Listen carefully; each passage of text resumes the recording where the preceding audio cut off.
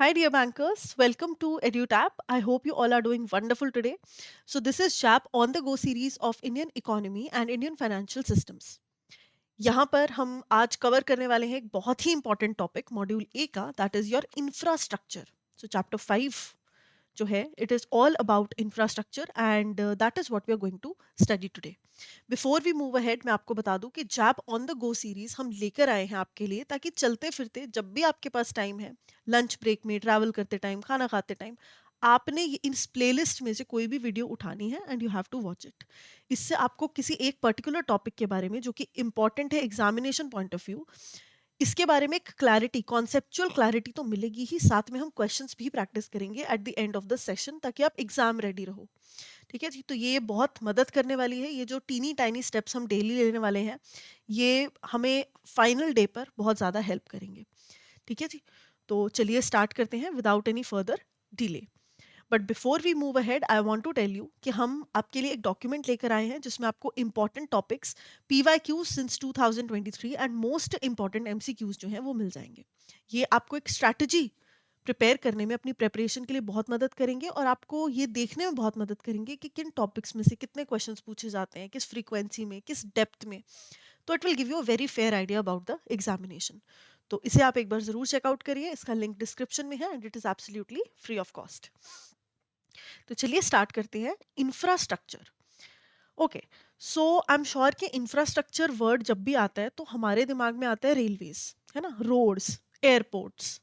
इससे आगे हम बहुत ज़्यादा डीपली नहीं सोचते when it comes to infrastructure. That is what a layman things. I am not saying कि हम सभी यही सोचते हैं, but generally people think like that कि इंफ्रास्ट्रक्चर बोल दिया तो मतलब हाईवेज बन रहे हैं, रोड्स बन रही हैं, रेलवे लाइंस चल रही हैं एंड ऑल दैट.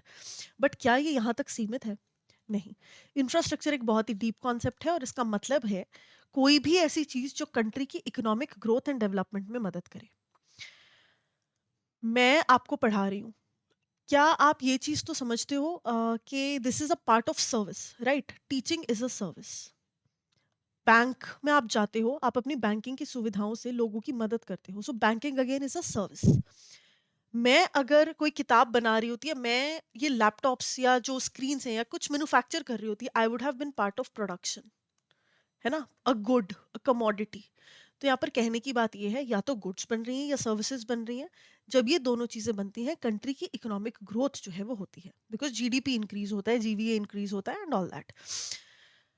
लेकिन क्या ये हो पाता, ये टीचिंग जो मैं यहाँ पर बैठ के कर रही हूँ, क्या ये हो पाती अगर मैं सुबह उठती और मेरे घर में पानी ही ना होता? है ना, मैं मुंह ही नहीं धो पाती, नहा ही नहीं पाती. या तब पॉसिबल होता अगर मेरे पास खाने के लिए ही कुछ ना होता. या तब पॉसिबल होता अगर मेरी गाड़ी में फ्यूल ही ना होता. है ना, यहाँ तक आने के लिए एनर्जी फ्यूल लगा ना मेरा.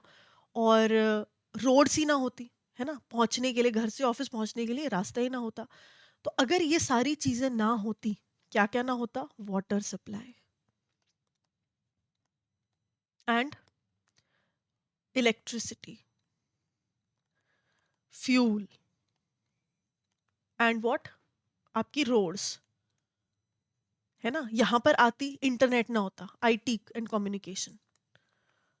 तो अगर ये सब ना होता तो क्या मैं ये टीचिंग की सर्विस देने में कामयाब हो पाती? बिल्कुल नहीं हो पाती. ठीक है, तो ये सारी चीजें which helped me to complete a service, और in help me make a product.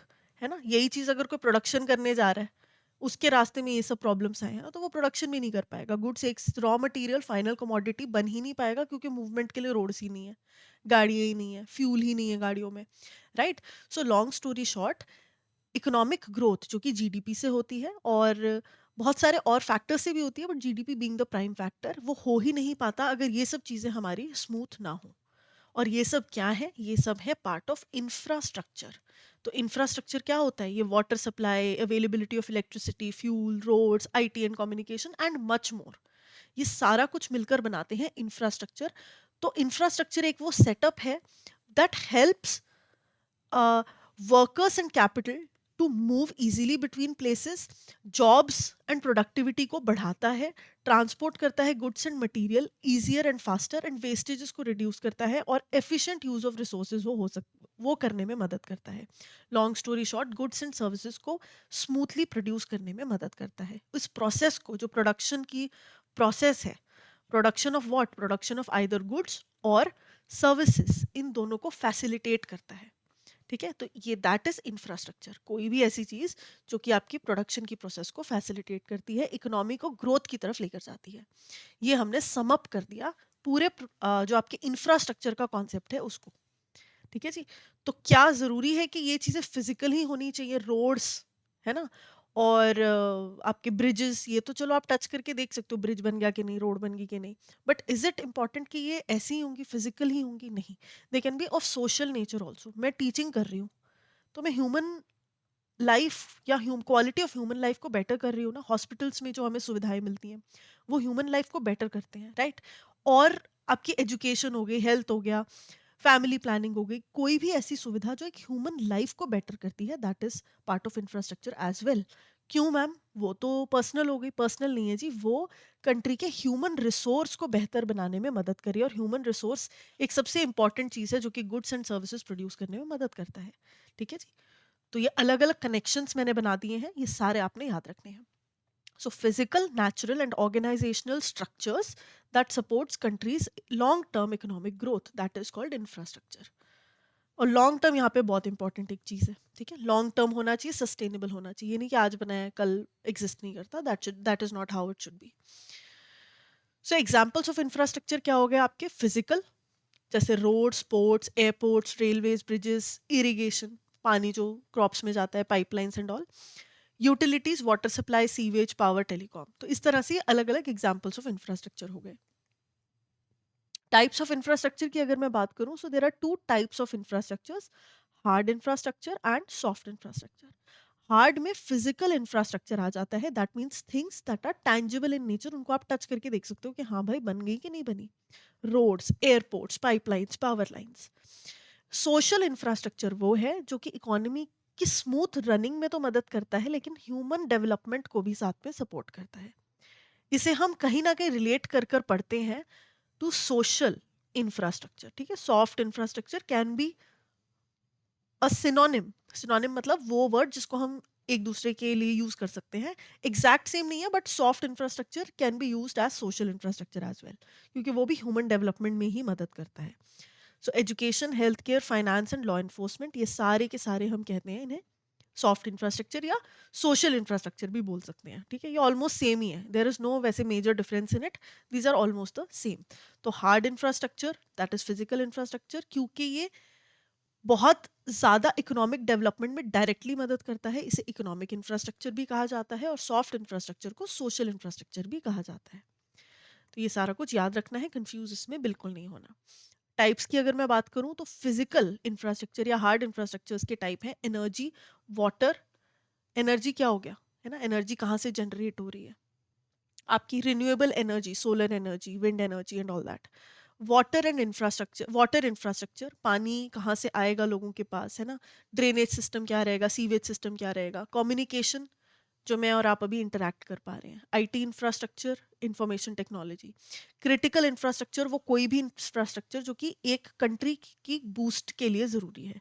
इसमें कोई भी आ सकता है, ठीक है, ये कोई एक तरीका नहीं है या एक कोई नाम नहीं है इसमें।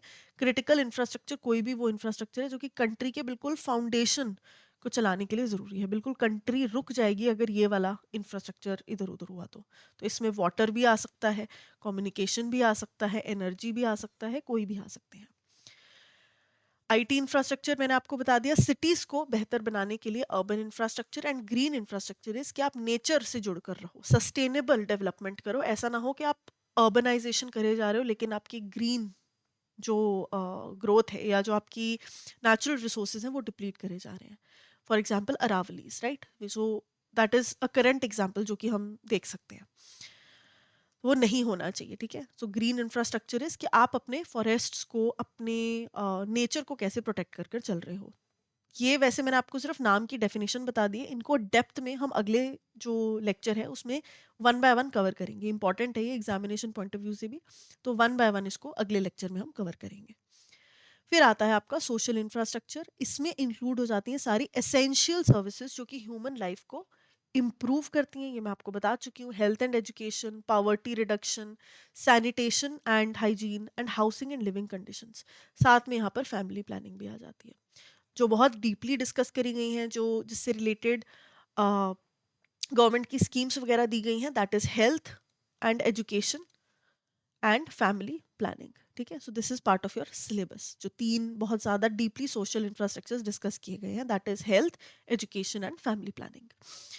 इसके अलावा law and order, financial system, banks, NBFCs, insurance, governance है ना, एडमिनिस्ट्रेटिव इंस्टीट्यूशंस, ये सारे के सारे पार्ट है सोशल इंफ्रास्ट्रक्चर के, क्योंकि एक ह्यूमन लाइफ को बेहतर बनाते हैं एंड ओवरऑल नेशनल ग्रोथ को फैसिलिटेट करते हैं। डिफरेंसेस की अगर मैं बात करूं तो क्या है, ये प्रोडक्शन को डायरेक्टली, जो इकोनॉमिक इंफ्रास्ट्रक्चर या फिजिकल इंफ्रास्ट्रक्चर है, ये डायरेक्टली सपोर्ट करता है प्रोडक्शन को। रोड्स, टेलीकॉम, पावर, ये इसके एग्जांपल्स हैं। रेवेन्यू जनरेट होता है, सेल्स होती है, डायरेक्ट सेल्स है यहाँ पर। और मार्केट फोकस्ड है, प्रॉफिट की तरफ इसका ज़्यादा वो है, प्रॉफिट नहीं बोलेंगे बट मॉनेटरी गेन्स, राइट। और रोड्स एंड ब्रिजेस बने है ना, और इकोनॉमिक ग्रोथ हो, बड़े बड़े प्रोजेक्ट्स मिले, सो ये थोड़ा इकोनॉमिक पॉइंट ऑफ व्यू पे फोकस्ड है। On the other hand social infrastructure human focused है। ये टारगेट करते हैं कि यार नहीं, पैसे चाहे प्रॉफिट मार्जिन्स ना हो, इनकम्स ज़्यादा ना हो, रेवेन्यूज ना हो, लेकिन ह्यूमन लाइफ जो है it should be better, you know, it should be improved. ठीक है, क्वालिटी ऑफ लाइफ, तो ये सपोर्ट करता है लोगों को। Education, health and welfare oriented जो है ये थोड़ा सा रहता है सोशल इंफ्रास्ट्रक्चर। तो ये हमने डिस्कस कर लिए हैं आपके इंफ्रास्ट्रक्चर के बेसिक्स। तो अब फटाफट से हम क्वेश्चंस प्रैक्टिस कर लेंगे। Which of the following statements correctly describes hard infrastructure?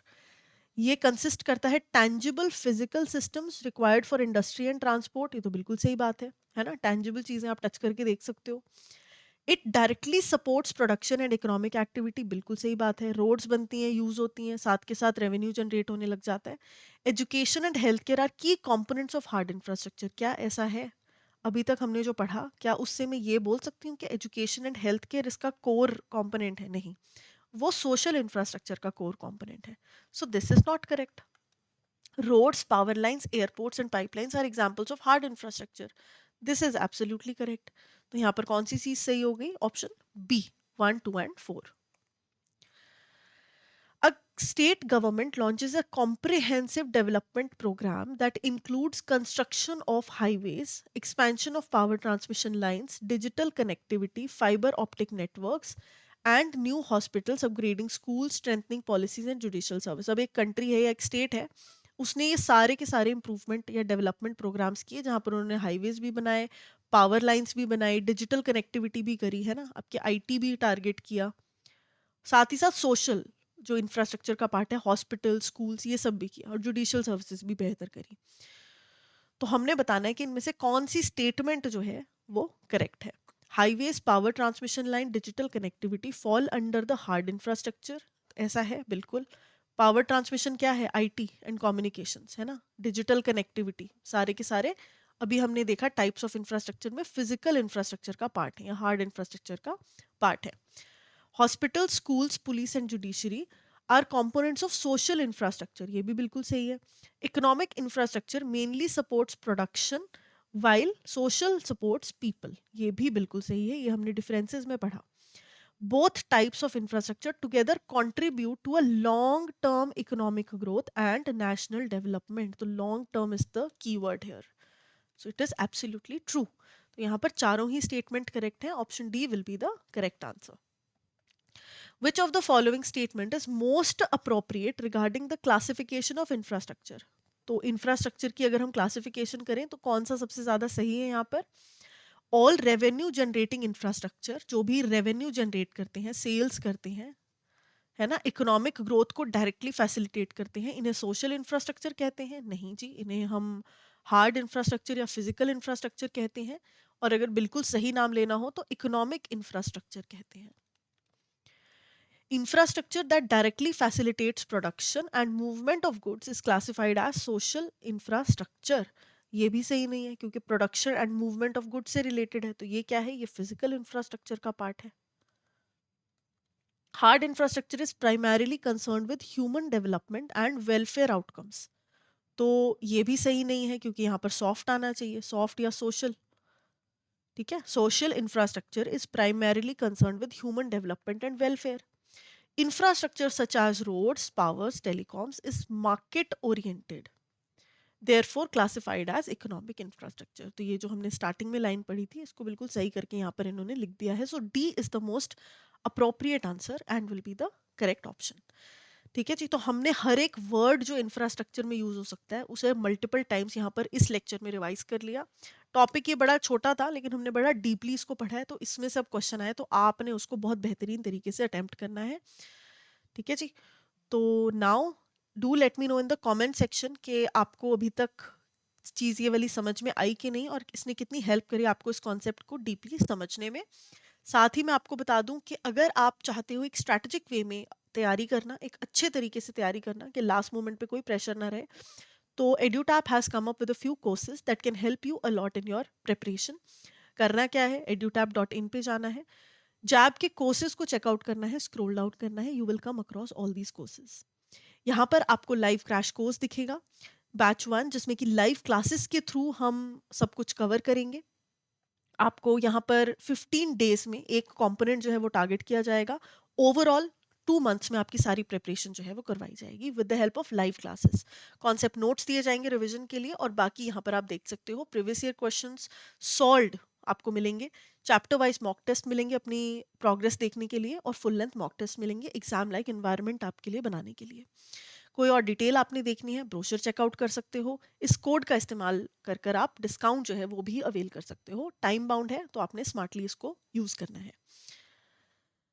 ठीक है जी, फिर you have master course as well, जिसमें कि आपको रिकॉर्डेड कॉन्सेप्ट क्लासेस मिलेंगी। 10 से 15 मिनट की, 20 मिनट की ये क्लासेस रहेंगी, ये भी आप अपनी कन्वीनियंस पे देख सकते हो। साथ ही एग्जाम से पहले यहाँ पर लाइव क्लासेस आपको दी जाएंगी रिवीजन के लिए, और कॉन्सेप्ट नोट्स दिए जाएंगे रिवीजन के लिए, solve PYQs, chapter wise mock test and full length mock test यहाँ पर भी आपको मिलेंगे। ब्रोशर अगेन यहाँ पर भी अवेलेबल है, सेम प्रोसेस आपने यहाँ पर फॉलो करनी है, डिस्काउंट कूपन आप यूज कर सकते हो।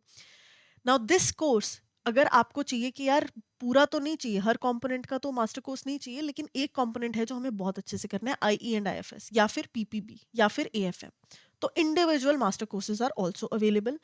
एंड अगर आपको लगता है कि आपने ऑलरेडी अटेम्प्ट दिया हुआ है, कॉन्सेप्ट आपको अच्छे से आता है, लेकिन आपको बस प्रैक्टिस करनी है, तो test series will be your answer. तो ये हर तरीके के कोर्सेज यहाँ पर अवेलेबल हैं, हर तरीके की नीड को कैटर करने के लिए एक बार edutap.in को चेकआउट आप जरूर करिए।